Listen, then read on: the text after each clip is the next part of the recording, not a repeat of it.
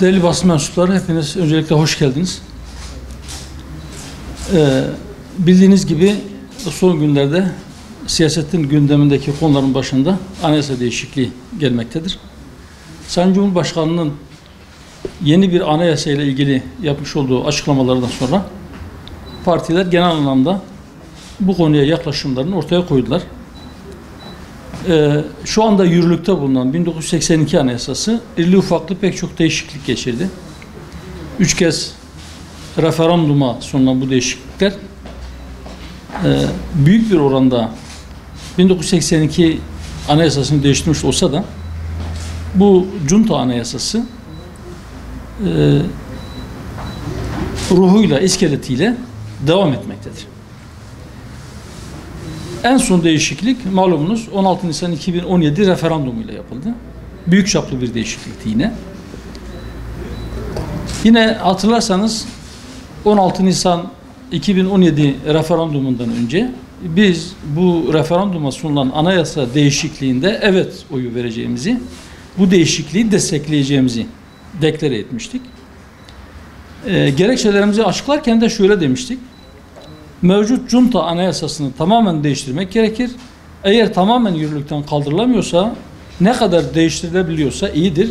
Hiç yoktan olduğu gibi devam etmesinden iyidir. İnşallah bu değişiklik tamamen yeni, sivil, özgürlükçü bir anayasa yapımına giden yolu açacaktır diye ümit ediyoruz demiştik o zaman. Şimdi o gün açıkladığımız bu en önemli gerekçelerinden birisi tamamen yeni bir anayasa giden yolun açılması ümidiyken bugün bu ümidin biraz daha güçlenmiş olduğunu görüyoruz. Bu yolun açılmış olmasını görmekten memnuniyet duyuyoruz. Öncelikle bunu ifade etmek istedim. Biz Hüdapar olarak siyaset sahasına çıktığımız günden beri tamamen yeni, sivil, özgürlükçü bir anayasa yapılması gerektiğini söyledik, söylüyoruz. Bu anayasa, yani şu anda mevcut 1982 Anayasası memlekete, millete giydirilmiş bir deli gömleği gibidir. Junta mantığıyla insanlarımızın özgürlüğünü, hürriyetlerini sınırlandırmakta, vesayet kurumlarıyla da siyaset alanını daraltmakta, kollarını bağlamaktadır. Olabildiğince geniş bir katılım ve katkıyla yeni bir anayasa yapmak mümkündür. Bu fırsatı heba etmemek gerekir. Bu fırsatın heba olması durumunda sebep olanlar bunun vebalini taşıyamayacaklardır.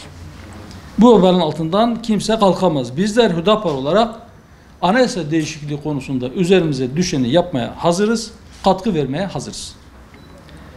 Başkanlık Divanı toplantımız vardı bugün. Başkanlık Divanı toplantımızda siyasi partilerden randevu talep etmeyi kararlaştırdık bu anayasa değişikliği konusunda.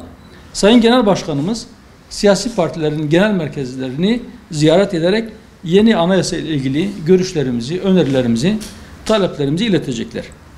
Sunacağımız, yani siyaset sahasına sunacağımız, kamuoyuyla da paylaşacağımız anayasa değişikliği ile ilgili önerilerimizi inşallah bu siyasi partilere yapacağımız ziyaretlerde siyasi partilerle ve basınla da paylaşacağız.